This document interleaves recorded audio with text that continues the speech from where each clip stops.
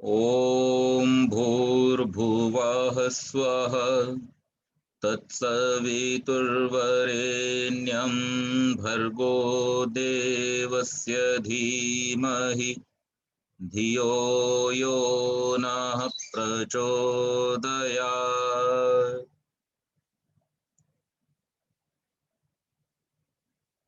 जैसा कि हम लोगों का क्रम चल रहा है, पिछली बार आज के लिए हम लोगों ने ये विचार किया था कि और ज़्यादा नए आइडियाज़ के साथ में हम लोग आज के इस डिस्कशन को रखेंगे। साथ ही साथ में एक सुझाव भी इस बीच में आया और आज की हम ये चर्चा जो है वो इसी विषय पर केंद्रित रखेंगे कि आज स्कूल्स बंद हैं, कॉलेजेस बंद हैं, ऑफिसेज बंद हैं। पेरेंट्स को फिर भी वर्क फ्रॉम होम है, लेकिन बच्चों के पास में क्लासेस जो होते हैं थोड़े बहुत, उसके बाद में पूरा फ्री टाइम है। खेलने के लिए बाहर जा नहीं सकते, बहुत ज़्यादा निकलना नहीं हो रहा, मिलना-जुलना नहीं हो रहा है। तो क्या करें? कैसे एनर्जीज़ उनकी यूटिलाइज़ हों? कैसे उनको क्रिएटिव किया जाए और राइट डायरेक्शन में उनके एनर्जीज़ को इस्तेमाल किया जाए? ये एक बहुत बड़ा चैलेंज है आज की डेट में, और ऑलमोस्ट सारे पेरेंट्स को ही इसके लिए रास्ते ढूँढने पड़ रहे हैं, ढूँढने चाहिए भी। बट अगर हम देखें थोड़ा-सा इसको अ, इस रूप में कि ये चैलेंज तो हमेशा रहता है हमारे सामने, कि अपने बच्चों को हम राइट डायरेक्शन ही दें, और उनको राइट डायरेक्शन देने के लिए हम क्या करें? हमको कुछ एफर्ट्स करने होते हैं अपने बच्चों को, उनकी एनर्जीज़ को राइट डायरेक्शन में डाइवर्ट करने के लिए। एक बहुत ही प्रसिद्ध कहावत है, मान्यता है, और इसका एक बहुत ही बड़ा वैज्ञानिक आधार है कि हम अपने बच्चों के साथ जिस तरह से वार्तालाप करते हैं, वो उनका वे ऑफ एक्सप्रेशन बन जाता है ऑटोमेटिकली। तो आपके बच्चों से आप जिस तरीके से बातचीत करेंगे, वो वैसे ही बात करना सीख जाएँगे। दूसरा, आप अपने बच्चों को जैसे डील करते हैं, आप उनके साथ जिस तरीके से व्यवहार करते हैं, वैसा उनका व्यवहार बन जाता है ऑटोमेटिकली।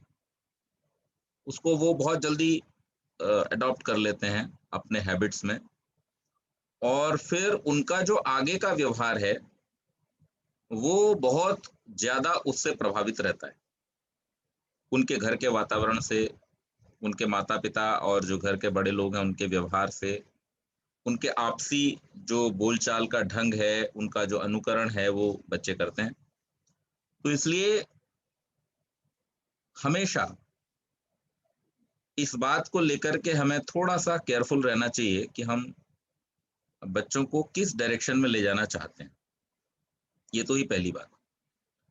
अब इसके लिए आवश्यक क्या है? क्या कर सकते हैं, कैसे कर सकते हैं? तो आज हमारे पास में एक बहुत बड़ी अपॉर्च्युनिटी है। हम लोग जिस समय सब कुछ नॉर्मल था, जो कि बहुत जल्दी यहाँ पर भी दोबारा से हो जाएगा। क्योंकि अगर आप बाहरी देशों को देखें, अमेरिका में अभी नॉर्मल होता जा रहा है सब कुछ। वहाँ पर अभी बहुत ज़्यादा मास्क वगैरह लगाने की ज़रूरत नहीं है। चाइना में वो लोग नहीं लगा रहे हैं, उनको ज़रूरत नहीं है। यूरोप के कई देशों में अब मास्क लगाने की कंपल्शन नहीं है। धीरे-धीरे यहाँ पर भी हो जाएगा, सब कुछ ठीक हो जाएगा। बहुत ज़्यादा चिंता करने की बात नहीं है, सावधानी रखने की बात है। लेकिन जब तक ये सब कुछ नॉर्मल होता है, तब तक हमारे पास एक अपॉर्च्युनिटी है, और वो अपॉर्च्युनिटी ये है कि हम अक्सर ये शिकायत अब तक सुनते और करते थे कि बच्चों को हम घर में तो संभाल लें, लेकिन बाहर का जो वातावरण है उससे हम कैसे बचाएं। ये मैं जब जितने भी घरों में जाता हूँ जहां पर बच्चे हैं संस्कार कराने के लिए, या ऐसे कोई अवसर होते हैं हवन आदि कराने के लिए, तो पेरेंट्स मुझसे ये समस्या अब तक रखा करते थे। Now trend has changed. तो हमें ये समझना है बेसिकली हमारी प्रॉब्लम क्या है। सबसे पहले तो हम वो समझें। अब तक हमारी समस्या ये हुआ करती थी कि बच्चों को बाहर के वातावरण से कैसे बचाएं। अभी जब बाहर के वातावरण से बचे हुए हैं, तो अब हम थोड़ा सा इस बारे में विचार करना चाहें कि हम तो बेसिकली हमारा विचार यही होना चाहिए कि हम उनको राइट डायरेक्शन में कैसे लेकर के जाएं। ये हर समय में होना है, ये केवल आज ही नहीं होना है, ये हमेशा के लिए होना है कि आपने अपने बच्चों के लिए एक राइट एनवायरनमेंट तैयार करना है, जिससे वो घर में भी अच्छा सीखें और बाहर भी अच्छा सीखें। और इसके लिए हमें कुछ मंत्र उनको सिखाने होंगे, वेद के मंत्र नहीं, सफलता के सूत्र। और उनको जब हम उन चीजों से जोड़ देंगे, उन चीजों के बारे में बताएंगे, उनसे उनसे उनको उनसे डिस्कस करेंगे उसके बारे में, उनको हम एनकरेज करेंगे उन चीजों को जीवन में अपनाने के लिए, तो निश्चित मानिए कि वो अपने समय का अच्छा सदुपयोग भी कर पाएंगे और एक राइट डायरेक्शन में उनका निर्माण का जो प्रक्रिया है, निर्माण का जो हमारा उद्देश्य है, वो पूरा हो। किसी भी व्यक्ति की सफलता का जो मार्ग है वो तीन चीजों से होकर के जाता है। उनमें से पहली चीज है विचार, थॉट। हमारे मन में कोई विचार आया, कोई आइडिया आया कि हम किस प्रकार से उन्नति करें अपनी और बच्चों की। ये एक आइडिया है जो आज मेरे पास आया है कॉन्सेप्ट के रूप में कि भाई हम इस बारे में थोड़ा सा विचार करें। तो ये एक आइडिया है। अब इस आइडिया को, इस विचार को संकल्प के लेवल पर लेकर के जाना, डिटर्मिनेशन, नहीं ये करना ही है। और फिर उसको भाव के स्तर पर लेकर के आना। It should become our character, it should become our habit. अच्छा काम करने के लिए हमको सोचना ना पड़े, अच्छा काम करना हमारी आदत बन जाए। ये सफलता की सीढ़ी है। और मैं आपके साथ में आज एक बहुत ही ताजा एक एग्जाम्पल शेयर करना चाहता हूं इसके बारे में। एक लड़का 20-21 साल की उम्र में मुंबई में आया, कुछ सपने लेकर के मन में। और वो सपने क्या थे? सपने ये थे कि मेरे माता पिता जब भी हम किसी बड़े कार्यक्रम में जाते हैं, तो उनको जो स्थान मिलता है वो काफी पीछे होता है, फ्रंट रो हमको नहीं ऑफर होती। तो ये कौन से लोग होते हैं जिनको हमेशा first row, second row, third row तक बिठाया जाता है? दिखने में तो हम जैसे ही हैं, कुछ तो उनमें खास होता है जिसकी वजह से उन्हें first second third row offer की जाती है। हम लोगों को कई बार पीछे खड़े होकर प्रोग्राम देखना पड़ता है या नीचे बैठ करके देखना पड़ता है। तो ये एक विचार था मन में, और एक संकल्प लिया उसने कि मैं इस विचार को केवल विचार के स्तर तक नहीं रखूंगा, मुझे अब इस फर्स्ट रो में बैठने के लिए अपने आप को प्रिपेयर करना, तैयार करना। और ऐसा एक सपना लेकर के वो मुंबई आ गया। मुंबई में आ गया, किसी को जानता नहीं, कोई रिश्तेदार नहीं, कोई अपॉर्चुनिटी नहीं, कोई हाथ में धन संपदा नहीं बड़ी, क्योंकि बहुत ही सामान्य परिवार से वो आता था। तो आकर के उसने फिर देखा कि क्या करूं, पैसे थोड़े हैं। तो किसी होटल या लॉज में रहने की बजाय उसने कोशिश ये की कि जहां मुझे काम है वहां के पास में मैं कहीं रहूं। और उसने एक स्थान पा लिया कि मैं फुटपाथ पर, कुछ लोग थे जिनके साथ में रह सकता हूँ। उन लोगों से उसने बातचीत कर ली कि भाई क्या मैं आपके साथ यहाँ पर रुक सकता हूँ? उन्होंने कह दिया हाँ ठीक है, फुटपाथ पे रुकने में तो कोई बात नहीं, अपना बिस्तर डाल लिया, उन्हीं लोगों के साथ में वो रहने लगा। कई दिन बीते, जब पैसे खत्म होने लगे तो ये स्थिति भी आई कि खाने के लिए कुछ भी नहीं। तो उसने उन लोगों से थोड़ा बातचीत करना शुरू किया और उन्हें उसकी बातें बहुत अच्छी लगती थी। तो उनमें से कुछ लोगों ने कहा भाई कुछ काम धंधा करते हो? बोले नहीं, काम धंधा तो अभी नहीं है, काम धंधे की तलाश है। तो बोले एक काम करो, जब तक काम नहीं मिलता है हम तुम्हारे लिए कुछ खाने पीने का व्यवस्था कर देते हैं, लेकिन तुम्हारी बातें बहुत अच्छी लगती हैं, हमसे शाम को बैठ के बातें किया करो थोड़ी देर के लिए। तो उसके खाने पीने की जुगाड़ हो गई। वो उनसे बातचीत करता था और उन्हें उसकी बातें बहुत अच्छी लगती थी। बेसिकली एक लेखक था। समय बीता, होते होते होते होते कहीं से ऐसा पता चला कि भाई एक पत्रिका है जो, जिसमें बहुत सारे जो म्यूजिक डायरेक्टर्स हैं या जो प्रोडक्शन वाले लोग हैं, उनके नंबर्स और एड्रेसेस होते हैं। तो मार्क करते करते देखा तो अनूप जलोटा जी का नंबर मिल गया और वो उनके पास पहुंच गया। अब कोई जान पहचान नहीं, मिलने कैसे दें? तो उनके सेक्रेटरी ने मना कर दिया कि भाई ऐसे बिना अपॉइंटमेंट के तो नहीं मिलवा सकते। तो उसने अपना स्थान बताया और उससे कहा कि आप जलोटा जी को बता दो कि मैं वहां से कोई आया है उनसे मिलने के लिए। तो उसने बताया और वही हुआ, उस जगह का नाम काम कर गया।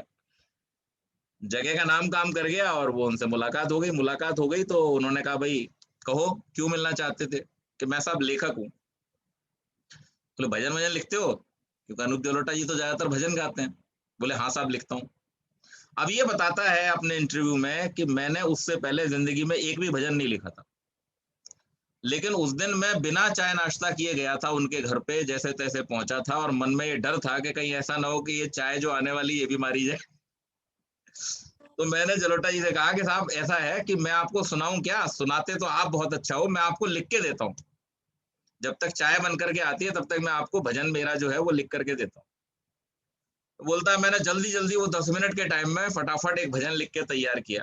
जो कुछ मेरे दिमाग में आया वो मैंने लिख दिया एक भजन बनाकर और उनको दिया, और देख करके उन्होंने थोड़ा सा मुस्काए, बोले और भी कुछ लिखा है? बोले हाँ और भी है। तो बोले वो भी लिख के दे दो। तो चाय पीते पीते फिर एक भजन लिख दिया।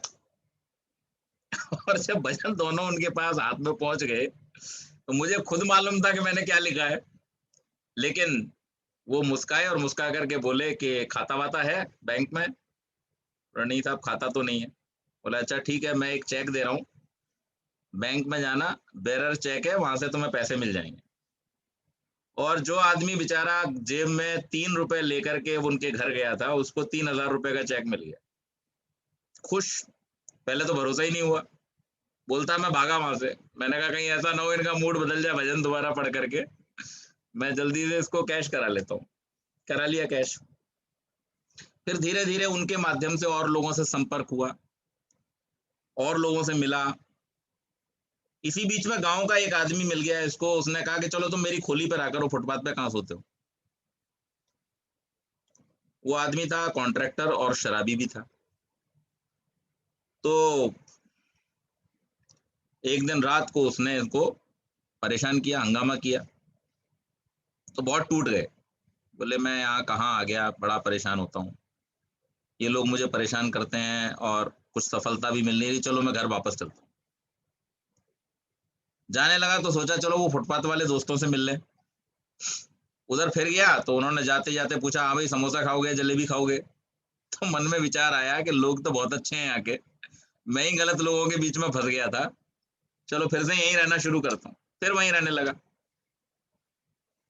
और उसके बाद धीरे धीरे जब उसके कविताएं, गीत थोड़े से कुछ ऐसे संपर्क वाले लोगों के माध्यम से इधर उधर पहुंचे, तो लोगों ने उनको बुलाना शुरू किया और पहला बड़ा कॉन्ट्रैक्ट मिला अमिताभ बच्चन जी के साथ।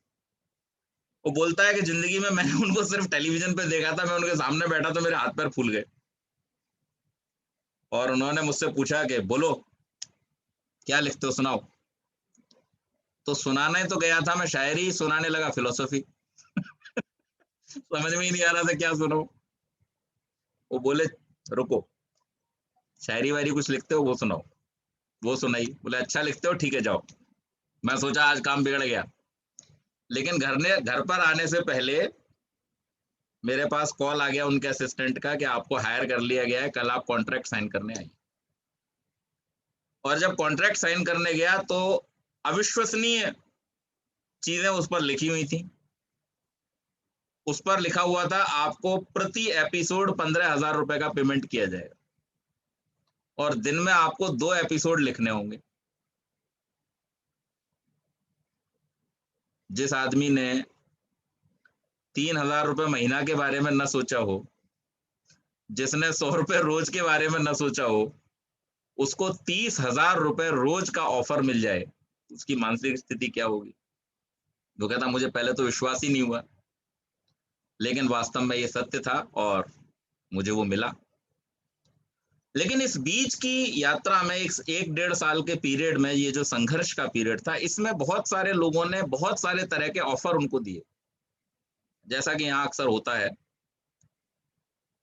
जिसमें कॉम्प्रोमाइज थे। लिखो आप नाम हमारा, पैसा देंगे। लेकिन वो कहते हैं नहीं, मेरे माता पिता ने मुझे जो सिखाया था, उन संस्कारों का मुझ पर प्रभाव था और उसके कारण से मैंने कभी किसी भी तरह का गलत कॉम्प्रोमाइज नहीं किया।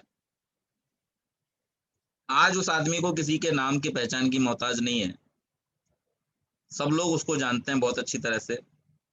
आज वो मर्सिडीज और ऑडी जैसी गाड़ियों को ओन करते हैं, पूरी दुनिया में उनका नाम है। खास तौर से जो यंगस्टर्स हैं उनकी तो वो बहुत बहुत फेवरेट है उनके वो। और उनका नाम है मनोज मुंतशिर, जिनका असली नाम है मनोज कुमार शुक्ला। उत्तर प्रदेश अमेठी के रहने वाले, और यहाँ पर आकर के इतना बड़ा संघर्ष उस व्यक्ति ने अपने जीवन में किया। और ये कोई बहुत पुरानी बात नहीं है, अभी सन 2000 से लेकर 2021 तक की ये जर्नी है। कहने का अभिप्राय ये है कि जीवन में अगर हम किसी कार्य को करने की ठान लेते हैं, अगर हम अपने विचार को संकल्प डिटर्मिनेशन के स्तर तक ले आते हैं और फिर वो हमारे भाव अर्थात हमारे कैरेक्टर का हिस्सा बन जाता है, हमारी हैबिट का हिस्सा बन जाता है, तो सफलता हमारे कदमों को चूमने के लिए विवश होती है। आज कौन से ऐसे प्रोग्राम होंगे जहां पर मनोज मुंतशिर को फर्स्ट रो में ऑफर नहीं किया जाता? अपने लिए भी, अपने माता पिता के लिए भी एक सम्मान को प्राप्त किया। लेकिन यहाँ दो चीजें हैं। एक तरफ वहां जहां मनोज का डिटर्मिनेशन काम कर रहा था, वहीं पर उनके माता पिता के दिए हुए संस्कार भी काम कर रहे थे, और इन दोनों का जो कॉम्बिनेशन था उसने उन्हें इस सफलता के स्तर तक पहुंचाया। तो आज आवश्यकता इस बात की है कि हम इस समय का बढ़िया उपयोग करें, और बढ़िया उपयोग करने का तरीका यह है कि हम अपने बच्चों को अच्छे विचार दें। अच्छे विचार देने के बहुत सारे तरीके हैं। हम कहानियों के माध्यम से, ऐसे रियल लाइफ एग्जाम्पल्स के माध्यम से, अच्छे खेलों के माध्यम से, या फिर हम थोड़ा सा इनोवेट करें, कुछ चीजों को हम भी विचार करें, सोचें कि हम कैसे उनको दे सकते हैं। और इसके साथ साथ उनको केवल मात्र सुनने के स्तर तक न रखते हुए उनको इम्प्लीमेंट करने के स्तर तक हम लेकर के आए, कि उन चीजों को, उन विचारों को, उन आइडियाज को बच्चे कैसे हमारे अपने अनुकरण में लेकर के आ सकते हैं। इस पर हमें थोड़ा सा काम करना होगा। एक और बात कई बार होती है कि हम बच्चों के जो स्वभाव है उनको समझने में कई बार पीछे रह जाते हैं, कि हमारे बच्चे वाकई में चाहते क्या हैं, उनकी हॉबीज क्या हैं, उनकी लाइक्स एंड डिसलाइक्स क्या हैं। ये हर माता पिता के लिए बहुत आवश्यक है कि वो उनको समझें। क्यों? क्योंकि किसी भी बच्चे को सबसे ज्यादा इंगेज आप तब कर सकते हैं जब आप उन चीजों को उपस्थित करें, उन कार्यों को उपस्थित करें, या उन कार्यों में उसको इंगेज करें जो उसके लाइक्स हैं। आप अगर डिसलाइक्स में करते रहेंगे तो काम बनेगा नहीं। इसलिए पहले तो बच्चों के इनको समझना कि उनके लाइक्स एंड डिसलाइक्स क्या हैं, और उसके बाद में उनके अनुसार उनके लिए क्या अच्छा, क्या बेहतर हो सकता है जो उनको सही दिशा में लेकर के जाए, उस पर विचार करना, उन चीजों को उपलब्ध कराना, और उपलब्ध करने के बाद में फिर उनको मॉनिटर करना कि वो चीजें सही डायरेक्शन में जा रही हैं या नहीं जा रही। आज का समय इस बात के ऊपर हमें काम करने के लिए बहुत सारा सपोर्ट भी करता है और हमें समय देता भी है कि हम ये कर सकें, तैयारी कर सकें। हमारे यहाँ बिजनेस में एक चीज कही जाती है कि when you are not selling, you are preparing. तो आज अगर बच्चे स्कूल नहीं जा रहे हैं, कॉलेज नहीं जा रहे हैं, घर में हैं, हमारे साथ उनका समय, हम भी ऑफिस नहीं जा रहे हैं, घर पे हैं, तो हम कोशिश ये करें कि हमारे और उनके बीच का, जैसा कि परसों भी डिस्कशन हुआ था, टाइम जो हो वो क्वालिटी टाइम बने। हमारे उनके साथ में जो डिस्कशंस हों वो बहुत पॉजिटिव हों, बहुत कंस्ट्रक्टिव हों, इनोवेटिव हों, और हम उनके बारे में जान सकें, उनका उनका इंटरनल फीलिंग क्या है, उनका पर्सोना क्या है, उनकी पर्सनैलिटी क्या है, उसके बारे में हम जानकारी प्राप्त कर सके। ये टाइम है जिसका हम उपयोग इसमें कर सकते हैं, और फिर अकॉर्डिंगली हम उनको गाइड कर सकते हैं, क्योंकि ये कोई यूनिवर्सल सोल्यूशन नहीं हो सकता इसका कि मैं आज आपको ये बताऊं कि भाई आप अपने बच्चों से ये काम करवाइए, तो वो गलत होगा। It can not happen. कोई एक यूनिवर्सल सोल्यूशन नहीं हो सकता, बिकॉज हर बच्चा इंडिविजुअली एक डिफरेंट पर्सनैलिटी, एक डिफरेंट लाइक डिसलाइक को लेकर के जन्म लेता है, यूनिक है। और यूनिक है इसलिए उसके उसके एंगेजमेंट का जो तरीका है वो भी यूनिक होगा, उसके हिसाब से होगा। और इसलिए हमको सबसे पहले ये प्रयास करना है कि हम अगर आम का पौधा लगा रहे हैं तो उसके लिए हमें कौन सी खाद डालनी है, और हम अगर अमरूद का पौधा लगा रहे हैं तो उसके लिए, गुलाब का है तो उसके लिए कौन सी, और जूही का है तो उसके लिए कौन सी। हर बच्चे के इंडिविजुअल पर्सनैलिटी को समझ करके, उसके लाइक्स डिसलाइक्स को समझ करके, उसके एंगेजमेंट का प्लान हम तैयार करेंगे। तो अगले सत्र के लिए ये होमवर्क है कि हम पहले ये समझेंगे, बच्चे स्वयं भी जो इस क्लास में जुड़े हुए हैं, जो समझते हैं, इस एज ग्रुप में है 10+ ईयर्स, वो खुद ये सोच करके, विचार करके 2 दिन में कि हमें एक्चुअली क्या पसंद है, कौन सी चीजें हमें ज्यादा अट्रैक्ट करती हैं, कौन सी चीजें हमें ज्यादा इंगेज करती हैं, जिनको हम करना चाहते हैं, वो विचार करेंगे।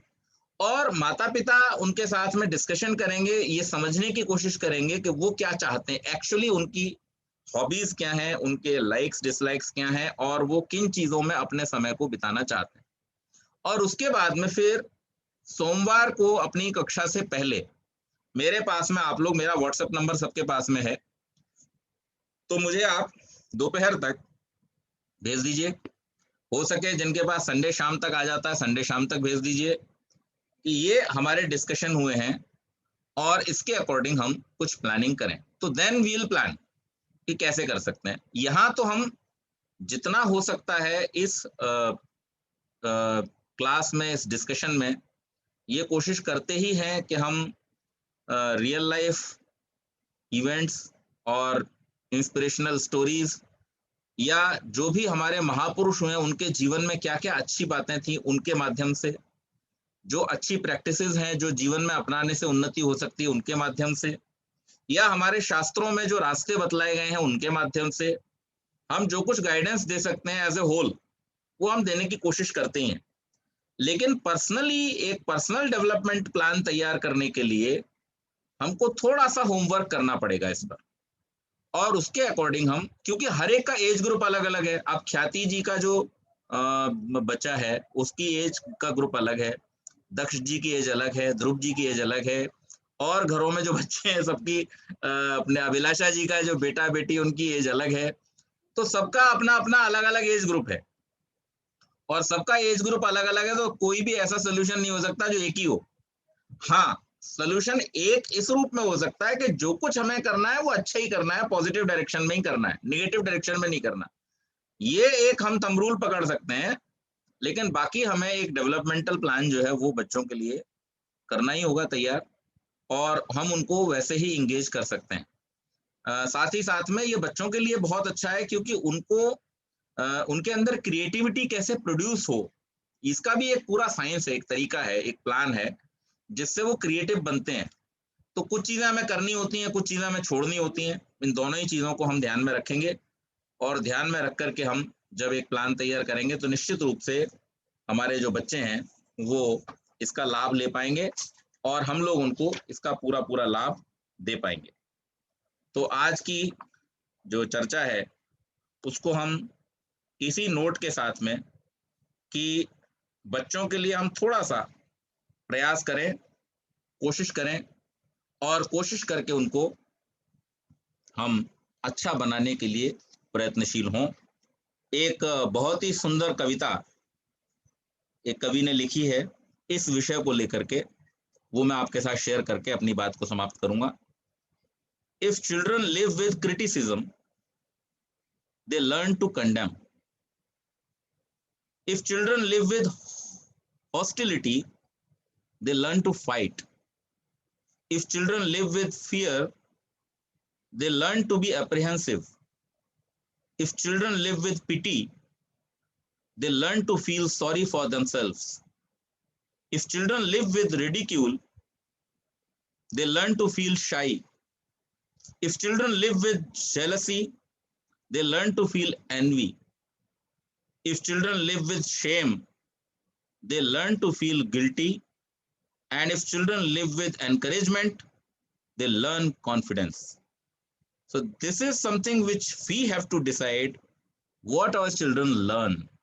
If we want our children to learn confidence, we'll boost them, we'll try to encourage them, we'll try to praise them, and anything that is positive, we'll try to give them. तो इसके लिए हमें as a parent प्रयास करना होगा, ऐसे माता पिता हमको उनके लिए ये थोड़ा सा पुरुषार्थ, थोड़ी सी मेहनत करनी होगी, जिससे वो बच्चे जीवन में विनर्स बने, लूजर्स न बने। और इसी के साथ हम आज की इस चर्चा को मेरी ओर से मैं समाप्त करता हूं। Now it's open for question and answers, you can ask. Thank you so much. धन्यवाद।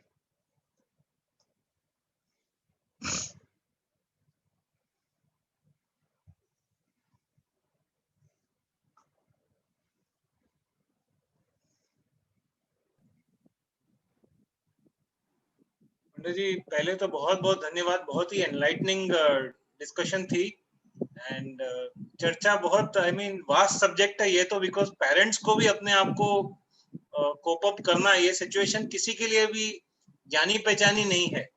तो मैं पूरी तरह से सहमत हूँ कि हमें बच्चों को तो पॉजिटिव और सही तरह से समझाना है, ग्रूम करना है, but we ourselves also have to be up to it. तो ये चर्चाएं मेरे ख्याल से इसमें हमें बहुत मदद कर रही है कोप अप करने के लिए, तो वही सेम इफेक्ट बच्चों को भी जाएगा। एक छोटा सा कंसर्न था कि बहुत छोटे बच्चे, जैसे आपने कहा एज ब्रैकेट्स अलग अलग हैं, जैसे ख्याति का बेटा है, कबीर है, या सोनल की, अभिलाषा जी की छोटी बेटी है, तो ये एज में इनको social interaction they learn very fast, but unfortunately बच्चे जा ही नहीं पा रहे हैं। तो 1-1.5 साल 2 साल जब उन्हें प्ले स्कूल ये सब जगहों पे जाना चाहिए, या इस एज ग्रुप के, वो नहीं जा पा रहे हैं। तो बहुत ही डिफिकल्ट फेज है। आप घर में रह के सेम फेसेस को देखना और उससे सीखना, ऑफ कोर्स पेरेंट्स पूरी एफर्ट्स कर रहे होंगे, आई एम श्योर, बट बहुत डिफिकल्ट है ये नॉर्मल कोर्स में करना, और इस बंधी हुई सिचुएशन में करना बहुत डिफिकल्ट है, मुझे ऐसा लगता है। और दूसरा ये था कि आज हमारे साथ ईशा जुड़ी है ऑस्ट्रेलिया से, तो मैं ईशा को वेलकम करना चाहूंगा। बहुत बहुत बहुत स्वागत है। हमारी भांजी है ईशा, तो आज वहां पर अभी शायद रात के 1-1:30 बजे होंगे, या जो भी बजे होंगे, शी इज जॉइनिंग अस। तो thank you Isha for joining us today. इतना ही मैं कहना चाहता हूं। Thank you so much for organising this, and मैंने सारे आपके पहले के सेशंस भी ऑनलाइन सब देखे हैं यूट्यूब पे, मामा हमेशा शेयर करते हैं, तो thank you so much for organising this session. Thank you. बहुत बहुत स्वागत आपका, और बहुत बहुत धन्यवाद इसे ज्वाइन करने के लिए। बहुत ही वैलिड पॉइंट आपने भाई साहब रेज किया है कि बच्चे बाहर नहीं जा पा रहे हैं, तो जो एक सोशली वो सीखते थे चीज़ों को, या स्कूल्स में, प्ले स्कूल्स में चीज़ों को सीखते थे, वो अभी नहीं हो पा रहा है। बट ठीक है, ये एक समस्या के रूप में तो है, पर इसको हमें एक अपॉर्चुनिटी के रूप में भी लेना चाहिए कि this is the time when we can make them learn our own rituals practices that we want them to learn. Sometimes what happens when children are going to school, they are engaged for 4 5 hours and they come back, they don't have time, and uh, uh, they are very tired at that moment when they come back. So parents sometimes don't have the opportunity to make them learn the rituals, the things that they want them to learn. But this is the time now कि हम school अगर नहीं भेज रहे हैं तो school वाला जो टाइम है उसको हम शेड्यूल करें कुछ चीजों को सिखाने के लिए. और उसके लिए सबसे अच्छी चीज क्या है कि as you rightly mentioned, children learn from mostly from watching. Whatever they watch they learn. तो हम घर में एक स्केड्यूल तैयार करें अपना इस तरीके का कि हम जो उनको इनकलकेट करना चाहते हैं जिन हैबिट्स को, उनके लिए हम अपना एक स्केड्यूल बनाएं कि अगर हम चाहते हैं कि हमारे बच्चे ये समझें कि संध्या करने का, मंत्र बोलने का क्या महत्व है, तो हम खुद संध्या समय पर करें, मंत्र बोलें और उनको साथ में बिठाएं. Even if they are not sitting, don't worry. मैं आपको एक मजेदार एग्जांपल देता हूं अपने घर का. हम जब आर्य समाज मुलुंड कॉलोनी में रहते थे तो अद्वैय उस समय 11 महीने के थे जब हम वहां पर गए थे, और उससे पहले घर में. तो अद्वैत तब तक बोलते नहीं थे. जब अद्वैत ने बोलना शुरू किया और हवन पर बैठने लगे हमारे साथ, तो पता चला कि अद्वैत को सारे मंत्र याद थे. कभी बोला नहीं था, उन मंत्रों को वो बोल नहीं पाता था, लेकिन सुन सुन करके उसको वो सारे मंत्र, यज्ञ की प्रार्थना, ये सब कुछ याद हो गया. संध्या के मंत्र उसको सुन सुन करके, भले वो उस समय हमारे साथ बैठता नहीं था, खेलता रहता था, कुछ भी अपना करता रहता था, ब्लॉक्स के साथ में, सॉफ्ट टॉयज के साथ में, लेकिन हमने ये देखा कि उसने सब कुछ सुन सुन करके याद कर लिया. और जब वो बोलने लायक हुआ तो उसने वो सब कुछ बोला जो हम लोग बोलते थे. तो बच्चे सुनते हैं, सुन करके वो बहुत ही अच्छी तरीके से उन चीजों को ग्रास्प करते हैं, लर्न करते हैं, एब्जॉर्ब करते हैं. And whenever they are in a position to express, they express it. So never mind, you just do whatever you want to inculcate, they will learn it. भगवान ने उनको ये शक्ति दी है, हर बच्चे को उन्होंने ये शक्ति दी है कि वो अपने आसपास की चीजों को ऑब्जर्व करे, सीखे, उनको अपने अंदर आत्मसात करे और उसके बाद में वो उनको एक्सप्रेस करे.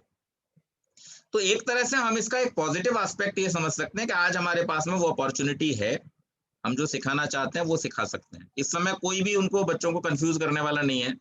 कई बार ऐसा होता है कि हमारी पारिवारिक मान्यताएं और स्कूल में जो सिखाया जा रहा है वो एक दूसरे के साथ में क्लैश करते हैं, लेकिन this is the time where there is no clash.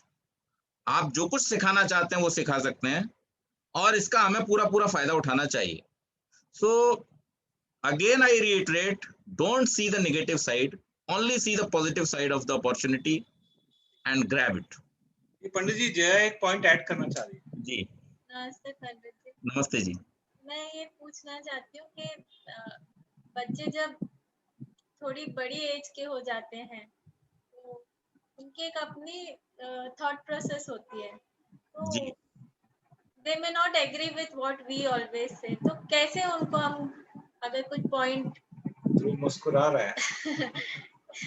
नहीं, जनरली उनके अपने थॉट प्रोसेस होता है और वो ये कहते हैं कि नहीं मम्मा ऐसे ही है, तो कन्विंस करना थोड़ा मुश्किल होता है. हम जाते हैं कन्विंस करने और कन्विंस करके वापस आते, कन्विंस होके वापस आते हैं. Right, it happens. यस, देखिए हमारे बच्चे तो फिर भी बचपन से हमारे साथ रहे हैं. I am in HR department. हमारे पास तो जाने कहाँ से बच्चे आते हैं जो कंपनी को ज्वाइन करते हैं and they are of a very good age group, matured होते हैं काफी, और कई बार डिफरेंस ऑफ ओपिनियन होते हैं. डिफरेंस ऑफ ओपिनियंस को या कन्विंस करने का जो सबसे अच्छा तरीका है वो है discussion. There should be a fair discussion. आप अगर डिस्कशन करते हैं और किसी कंक्लूजन पर पहुंचते हैं, so then if it is as per the children's say, then you please agree to that. If it is as per your say, then children will agree to that. So सत्य के ग्रहण करने और असत्य के छोड़ने में सर्वदा उद्यत रहना चाहिए, ऋषि दयानंद ने लिख दिया है। तो वही नियम हमें घर में भी अप्लाई करना चाहिए, बच्चों को भी बहुत ही ओपन माइंडेडली, क्योंकि बच्चों को एक चीज हमेशा समझनी चाहिए, मैं भी समझता हूं और हर बच्चे को ये बात समझनी चाहिए कि संसार में पेरेंट्स से ज्यादा हित चाहने वाला और कोई होता नहीं बच्चों का। इसलिए whatever they do, whatever they think is only for your well-being, your good. हाँ, कई बार ऐसा होता है कि कई बार परिस्थितियां बदली हुई होती हैं, देश काल और परिस्थिति के हिसाब से, टाइम के हिसाब से, जगह के हिसाब से कुछ चीजें ऐसी होती हैं जो पहले फिट थी लेकिन अब फिट नहीं है, अब अनफिट है। तो उन चीजों को लेकर के वी कैन डिस्कस करके हम उसका एक सही रास्ता निकाल सकते हैं, but nothing to argue. Parents के साथ में आर्ग्यू करने की कोई वजह होती भी नहीं, क्योंकि वो तो हमेशा हमारा भला ही चाहते हैं, उनके साथ में क्या आर्ग्यू करना है। उन्होंने तो जो कहा उसे मान ही लो, नहीं मानना, अगर कुछ लग रहा है कि इसमें कुछ गड़बड़ है तो उनको समझा दो प्यार से कि मम्मा ऐसा नहीं हो सकता है, क्योंकि अभी टाइम चेंज हो गया है। Now I will not search for a landline phone somewhere in the PCO, I have my own mobile, so why should I go for a PCO? So this is something which changes according to the time. देश काल और परिस्थिति की जो बात होती है वो हम समझ सकते हैं, but yes, every time and every day we have to be very sure about this कि हमारे पेरेंट्स हमेशा हमारा अच्छा ही चाहते हैं, हमारा भला ही चाहते हैं, वो कभी भी हमारा कुछ बुरा नहीं चाहेंगे। ठीक है, तो ये एक रास्ता हो सकता है, आप डिस्कस कीजिए।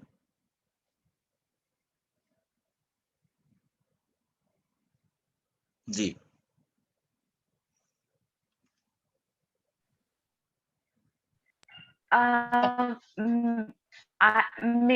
मुझे क्वेश्चन पूछना था कि अभी आज हमने डिस्कस किया कि घर में बच्चों को कैच किया जाए एंड उनको पॉजिटिव पाथ दिखाई जाए, जी या हम ऐसे क्या प्लानिंग करें।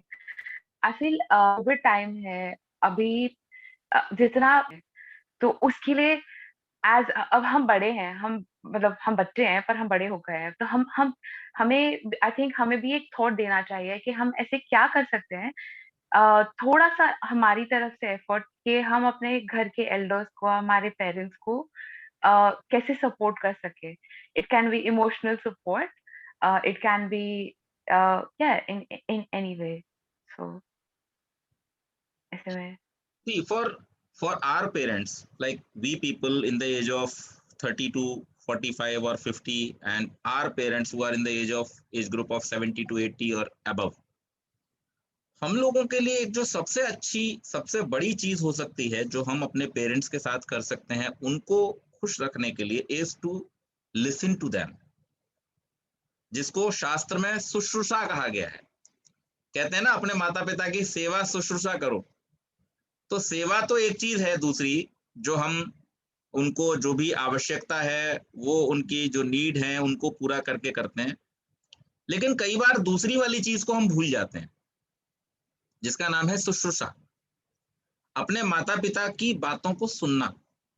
ठीक है, बहुत सारी चीजें ऐसी होंगी जो अब, जैसे मैंने अभी कहा, बच्चों के लिए it's a difference of generation, कि एक समय से दूसरे समय तक आते आते, दूसरे समय से तीसरे समय तक जाते जाते बहुत सारी चीजें बाहर चेंज हो जाती हैं, और उनके चेंज हो जाने के वजह से कुछ चीजें फिट होती हैं, कुछ चीजें फिट नहीं होती हैं। So that's a different thing, but we should be a good listener, specially for our children as well as for our parents. अगर हम बच्चों की बातों को सुनेंगे नहीं, ठीक से समझेंगे नहीं, और पहले से ही अपना रिएक्शन दे देंगे, तो निश्चित मानिए हमारे बच्चे फिर न तो अच्छे स्पीकर बनेंगे, वो अपने आप को एक्सप्रेस नहीं कर पाएंगे ठीक से, और ना ही उनमें सुनने की आदत आएगी, क्योंकि हमने उनको शो नहीं किया, डेमोन्स्ट्रेट नहीं किया कि to be a good listener. वो उन्होंने सीखा नहीं हमसे, और हमने उनको सुना नहीं, इसलिए दे कुड नॉट स्पीक। तो वो अच्छे स्पीकर और अच्छे लिसनर दोनों में से कुछ भी नहीं बनेंगे।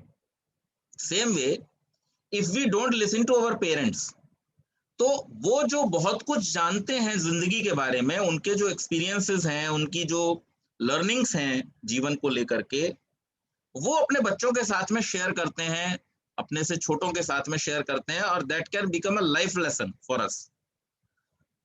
कई बार ऐसा भी होता है कि बहुत सारी चीजें वो एक्सप्रेस करना चाहते हैं, कहना चाहते हैं, उनके मन में कोई विचार आया है, now they are not going outside, they are in the rooms, they are inside the house, they are also having lots of feelings to share with.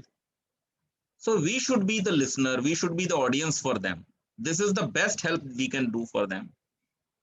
And also जिनके पेरेंट्स दूर हैं उनसे आप दिन में, आजकल तो कुछ ऐसा रेस्ट्रिक्शन रह नहीं गया कि आप बात नहीं कर सकते, अभी तो वो 24 रुपया मिनट या 25 रुपया मिनट नहीं है, अभी तो भगवान की कृपा से फ्री ऑफ कॉस्ट है। At least we can speak to them once in 2 days। बात करें अपने माता पिता से, कैसे हैं, क्या हैं, और आपके फ्रेंड सर्कल में कैसे हैं सब लोग, कैसा है कैसा नहीं है। The same way we should speak to our children also, this will definitely help. बाकी तो हम सब अपनी सामर्थ्य से, अपनी शक्ति से उनकी सेवा करते ही हैं, उनको जो मेडिसिन चाहिए, जो उनको खाना पीना जिस तरीके का चाहिए, उनको जो कंफर्ट लेवल चाहिए, that all we do, but we should also not miss this thing, we should speak to them. This is the best thing they require from us.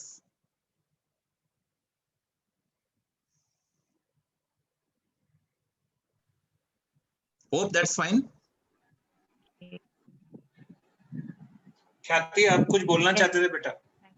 मैं रोज कॉल करती हूँ।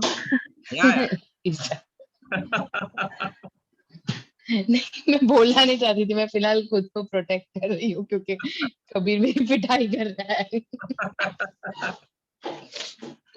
ये देखो, he's hitting me with this. Dhruv, we want to listen to you.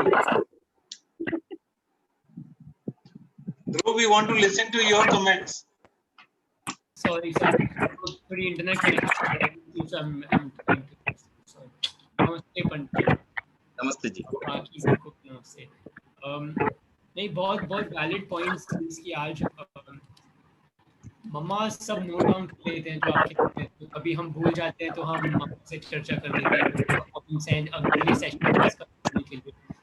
तो आज जब हम इस विषय पर सोच रहे थे कि हम किस प्रकार से अपने टाइम का यूज़ कर सकते हैं, किस प्रकार से टाइम को उपयोग कर सकते हैं।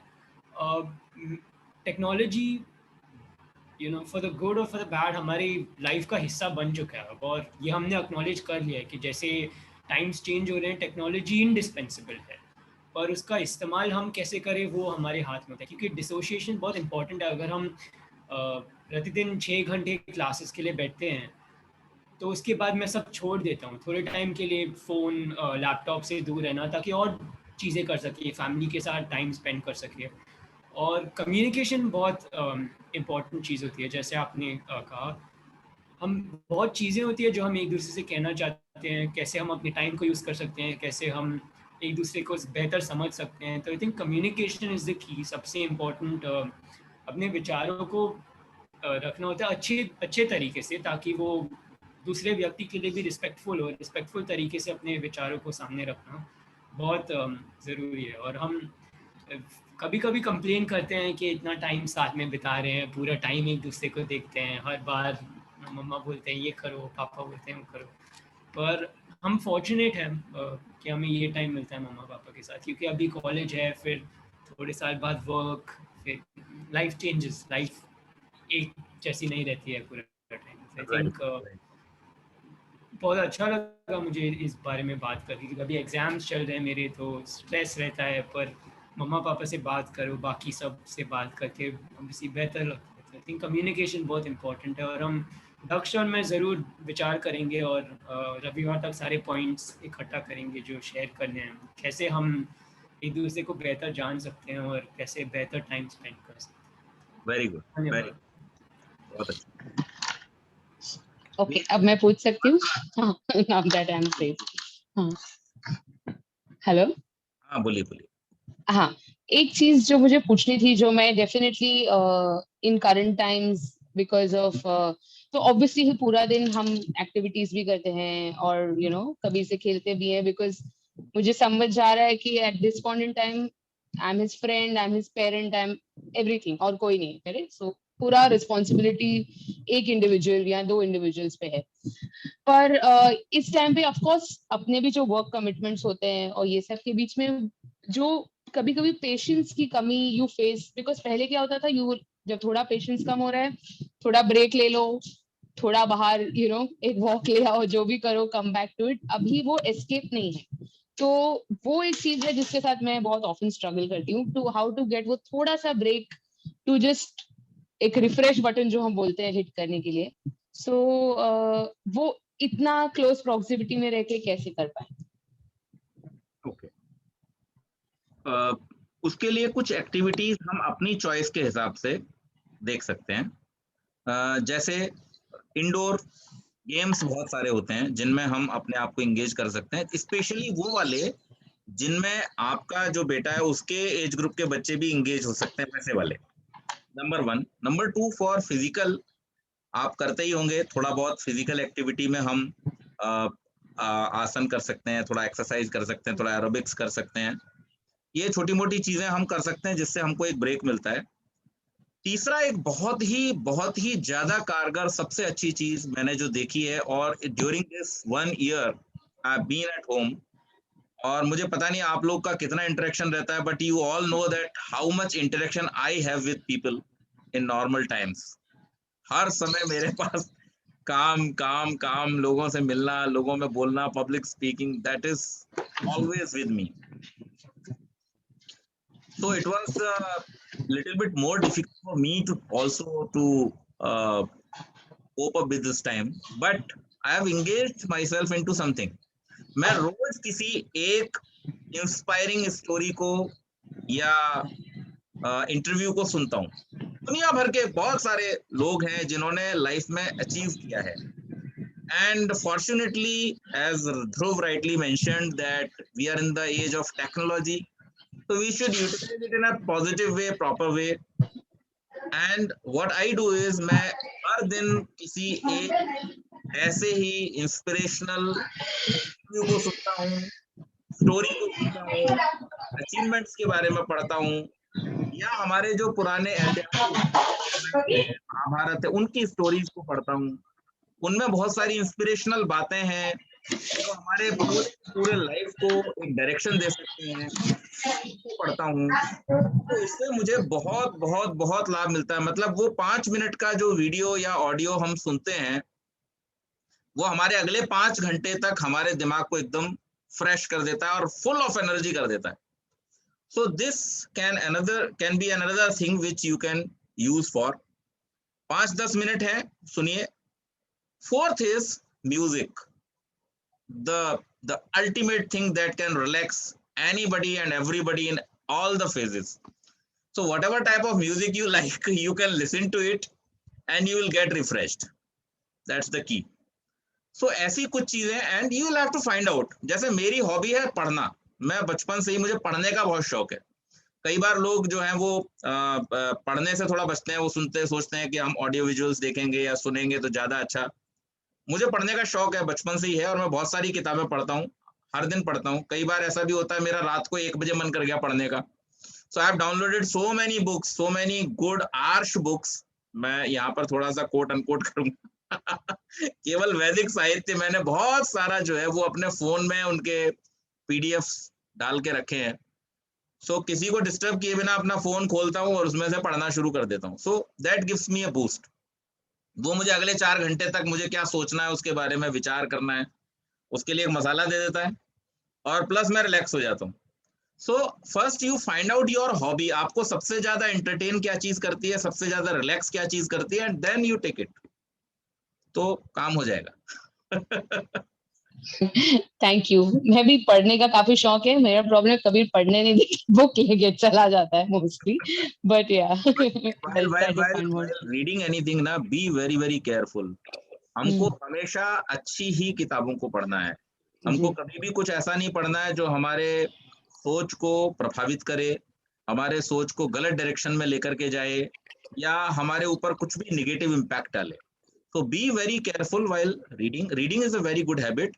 लोकमान्य बाल गंगाधर तिलक कहा करते थे कि मुझे अगर नर्क में भी जाना पड़ा तो वहां पर भी मैं अच्छी किताबों का अध्ययन करूंगा, क्योंकि इनमें वो शक्ति है, जहां भी इन्हें पढ़ा जाएगा वहां स्वर्ग बन जाएगा।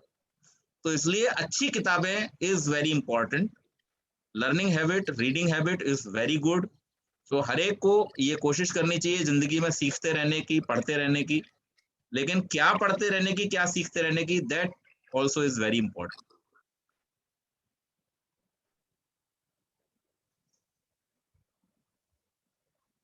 जी पंडित जी नमस्कार। नमस्ते जी। सब लोगों को भी मेरा नमस्कार। मैं आपको 2-3 बार से सुना है आपको, और मुझे बहुत अच्छा लगा। आज फर्स्ट टाइम वीडियो पे आ रही हूँ सामने आपके, तो मुझे आपकी बहुत अच्छी लगी बातें सुन के, और इंस्पायर भी हो रही हूँ काफी। और बच्चों के लिए भी मैं आपकी बातें सुन रही थी, लेकिन बीच में कॉल आ गया तो मेरा बहुत सारा मिस हो गया। तो मुझे लगता है कि कि बच्चों को कभी-कभी बिजी रखने के लिए हम घर में उनको घर के कामों में भी इन्वॉल्व कर सकते हैं, जिससे वो सीखेंगे सब कुछ। और जब हम थोड़ी मेहनत करना सीखते हैं तो हम, मेरे ख्याल से ज़्यादा अच्छा कहीं भी जाके एडजस्ट होने में हमें दिक्कत नहीं होती है बिल्कुल भी। Yes true. घर के कामों को, और क्या है कि जैसे विदेशों में बच्चों को इवन हाथ से कपड़ा सिलना भी सिखाते हैं कि आपको ये भी आना चाहिए। सेल्फ डिपेंडेंट बच्चों को हर तरह से होना चाहिए, चाहे वो बच्चे छोटे हों चाहे बड़े हों। और बचपन से ही अगर हम ये सिखा देंगे तो उनमें एक आदत डेवलप हो जाएगी कि हमें कुछ काम करना है, कुछ मेहनत करना है, और घर में पेरेंट्स के साथ इन्वॉल्व होके हर काम को करना है, चाहे वो छोटा सा काम है, सफाई करना है, पोछा लगाना है, सब्जी में, किसी भी काम में। और आज का तो टाइम भी है कि हमें बहुत जरूरत है कि हेल्प की जरूरत है। तो बच्चे ये, और वो भी सीखेंगे कि काम क्या होता है, मेहनत क्या होती है। शायद उनको भी इस बारे से समझ आएगी। पता नहीं मैं ठीक कह रही हूँ कि नहीं, आप प्लीज इसको गाइड कीजिए। बिल्कुल बिल्कुल, बहुत अच्छी बात है। बिकॉज अभी कैसा है, हमारे जो पिछले सेशंस हुए उनमें ये सारा डिस्कशन बच्चों को घर के कामों में एंगेज करने का, इन्वॉल्व करने का, उनको सिखाने का, ये सारे डिस्कशंस हमारे पिछले सेशंस में ऑलरेडी हुए हैं। इसलिए आज के सेशन में इसको डिस्कस नहीं किया, बट वेरी वैलिड पॉइंट, ये करना ही चाहिए। और all of us agree to this. हम लोग मानते हैं कि ये बहुत हेल्पिंग है बच्चों के लिए भी, as far as parents are concern, उनके लिए भी, कि बच्चों को एक प्रैक्टिकल लर्निंग मिल रही है इस समय में जब वो माता पिता के साथ में काम कर रहे हैं। क्योंकि बीट बॉयज और गर्ल्स जब वो बाहर जाते हैं, हॉस्टल्स में रहते हैं, तो all these things are required. उनको जरूरत पड़ती है, कभी बाहर जाके काम करते हैं, चलो पढ़ाई तो घर पे ही रह करके हो गई, लेकिन if they are doing some job outside, they are not married yet, that time they need to be independent, and these things helps a lot. So very good, thank you so much.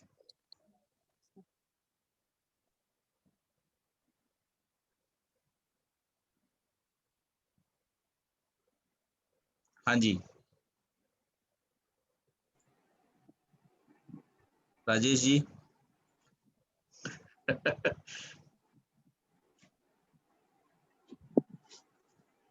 पंडित जी, आपकी इजाजत से मैं सुधा को request करूंगा कि एक छोटा सा भजन सुना दे to conclude today's very nice session.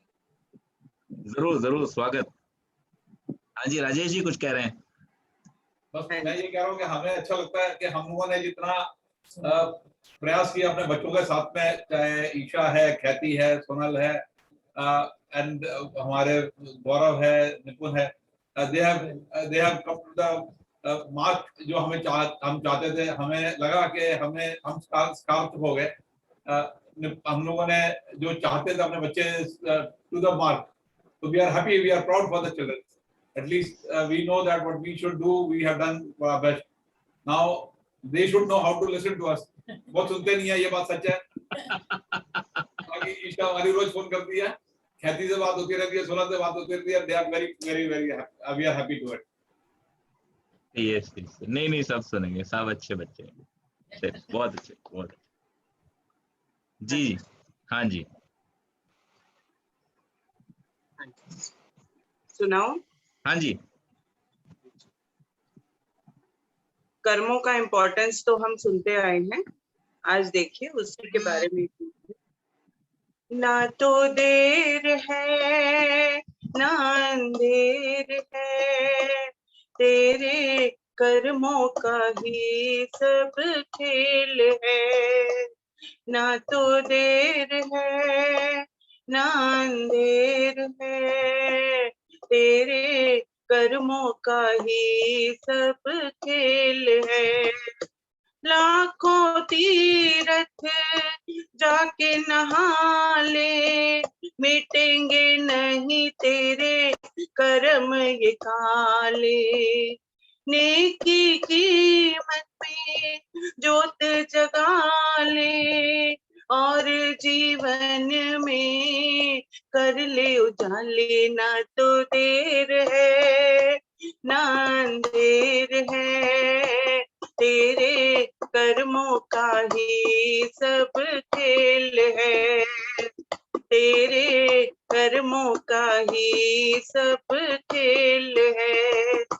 नेकी जगत में तू जो करेगा, प्रभु तेरे सर पे हाथ धरेगा। मुख से कुछ भी ना कहना पड़ेगा, बिन मांगे तेरे घर को भरेगा। ना तो देर है ना अंधेर है, तेरे कर्मों का ही सब खेल है। अपना कर्म ही सुख देता है, अपना कर्म ही दुख देता है। कर्म बना जीवन देता है, कर्म मिटा जीवन देता है। ना तो देर है ना अंधेर है, तेरे कर्मों का ही सब खेल है। हमें इन राहों पे चलना ना आए, प्रभु तो सभी को चलना सिखाए। हमें इन राहों पे चलना ना आए, प्रभु तो सभी को चलना सिखाए। वो तो जरा भी ना हमें तरसाए, हमें ही तो मुख से कहना न आए। ना तो देर है ना अंधेर है, तेरे कर्मों का ही सब खेल है। तेरे कर्मों का ही सब खेल है, तेरे कर्मों का ही सब खेल है। बहुत सुंदर भजन। और आज के सत्र का हम इसी के साथ में समापन करते हैं। सोमवार शाम को फिर से जो आज का हमने विषय सोमवार के लिए तय किया है कि हम ये जानने का प्रयास करेंगे हमारी अपनी हॉबीज क्या हैं, हमारे बच्चों की लाइक्स डिसलाइक्स क्या हैं, और फिर उनके बाद हम विचार करेंगे कि किस प्रकार से हम उनको यूटिलाइज कर सकते हैं, किस प्रकार से हम उनको गाइड कर सकते हैं, और कैसे हम अपने शेड्यूल को रीशेड्यूल कर सकते हैं अकॉर्डिंगली चीज़ों को और पॉजिटिव बनाने के लिए। तब तक के लिए सब लोग अपना ध्यान रखिए। बहुत बहुत धन्यवाद। नमस्ते।